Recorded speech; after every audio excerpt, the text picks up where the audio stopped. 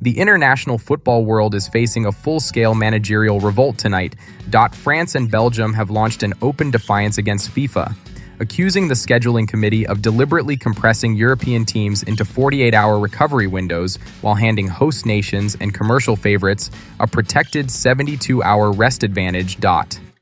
This is not a complaint about comfort. This is a documented, data-driven accusation that the tournament schedule has been engineered to physically exhaust the competition.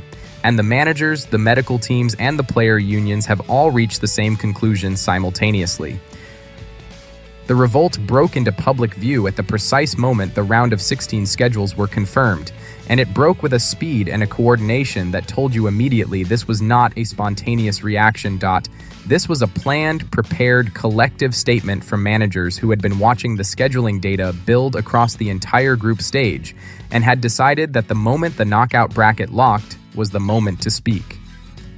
Head coach Didier Deschamps of France and Domenico Tedesco of Belgium appeared at their respective post-match media desks within 30 minutes of each other and delivered statements that were, in their specific technical language and their shared central accusation, clearly coordinated. Both managers described a scheduling matrix that placed their squads in a 48-hour preparation window for their round of 16 fixtures, while their designated opponents operated inside a 72-hour rest corridor. Both managers described this disparity not as a logistical inconvenience, but as a structural physical handicap. And both managers stated explicitly that their technical staffs were refusing to follow the FIFA-mandated pre-match training schedules in protest, an act of administrative defiance that the tournament's organizing committee had no procedural framework for managing. The word that both used, separately in different languages, to different press pools, was the same word, sabotage, not negligence, not bureaucratic error, sabotage, . And when two European head coaches at a World Cup use that specific word simultaneously about the same scheduling system, the football world is required to take it seriously. The accusation of sabotage only carries weight if the data supports it. And the data compiled by European medical staffs across the group stage of this tournament supports it with a consistency that FIFA's scheduling committee will find extremely difficult to explain away as coincidental. Sports medicine is unambiguous on the question of recovery windows between high-intensity competitive fixtures. Elite professional athletes competing at the physical output levels demanded by World Cup. Knockout football require a minimum of 72 hours between the final whistle of one match and the kickoff of the next to allow full cellular recovery. The repair of micro-tears and muscle tissue, the restoration of glycogen stores, the normalization of cortisol levels that govern injury resistance and explosive physical output. Below that threshold, the degradation of performance metrics is not marginal. It is steep, measurable, and directly correlated with the risk of serious soft tissue injury. The scheduling data shows the following pattern across the round of 16 assignments. Host-nation teams and the commercial bracket favorites identified by FIFA's internal valuation metrics as high-priority market draws have been consistently assigned match windows that provide 72 hours or more of recovery between fixtures. European heavyweight squads, France, Belgium, Germany, Spain, have been consistently assigned match windows that compress that recovery period to 48 hours or below. The difference between those two numbers is not administrative. It is physiological. And the medical teams of every affected squad have been documenting its cumulative impact on squad fitness metrics since the tournament's second match day. The 48-hour recovery window is only the first layer of the physical disadvantage that European squads are operating under. Because inside that compressed window, they are also being required to execute travel that the host nation teams never have to absorb, and the cumulative physical cost of that travel, when added to the shortened recovery time, produces a physiological deficit that the data makes impossible to ignore. While USMNT and other host nation-aligned squads have been routed through geographically stable training corridors, short transit distances, consistent time zones, familiar facilities, France has logged over 4,200 miles of combined squad travel across their group stage campaign.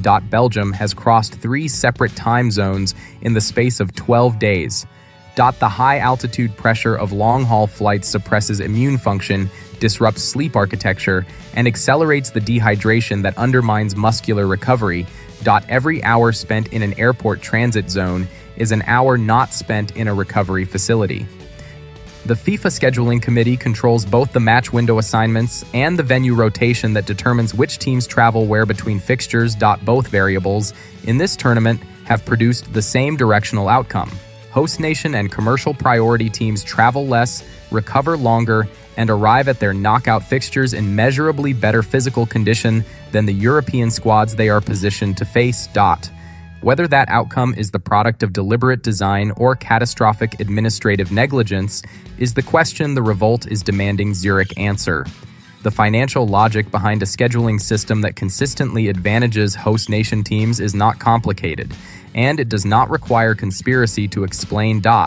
It requires only an honest examination of the commercial incentives that govern how FIFA structures its tournament calendar.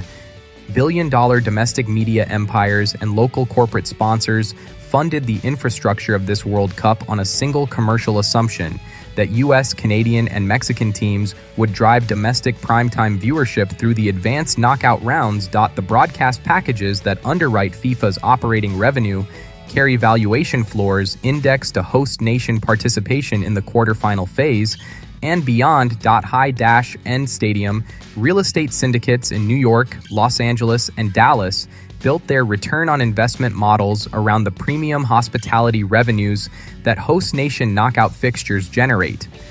A scheduling architecture that compresses European recovery windows and expands host nation rest periods does not need to be explicitly corrupt to serve these commercial interests. It simply needs to exist consistently, directionally, across every round of the tournament, and the financial beneficiaries of its outcomes will always have more institutional incentive to preserve it than to challenge it. That is not a conspiracy. That is how commercial incentive structures function inside institutions that are simultaneously sporting bodies and billion-dollar revenue operations. Global player unions, coordinating through the FIFPro framework that provides the organized labor infrastructure for professional footballers across every major federation, have issued a formal statement backing the revolt and escalating its demands. The statement documents a specific pattern of soft tissue injury incidents across European squads that the union's medical advisory teams have directly correlated with the compressed 48-hour recovery windows. The ultimatum that FIFPro has delivered to FIFA's Tournament Operations Committee is specific and time-limited. If the Scheduling Committee refuses to grant mandatory emergency recovery extensions between the advanced knockout rounds, bringing all teams to a minimum 72-hour window before each fixture, player representatives will coordinate a full technical strike across all affected squads. The strike will not involve refusing to play matches. It will involve refusing to participate in pre-match broadcast press junkets, the media appearances, the televised training sessions, the commercial content generation that networks paid billions for the right to air. No press. No content. No broadcast product. Here is the verdict. Delivered without ambiguity. A football tournament that imposes unequal recovery windows on competing nations, regardless of whether that inequality is deliberate or structural, is not a neutral sporting competition. It is a physically tiered event in which some competitors begin their knockout matches at measurably greater physiological disadvantage than others. That is not fair play. It is not consistent with the foundational principles of sporting equity that FIFA's own charter claims to uphold.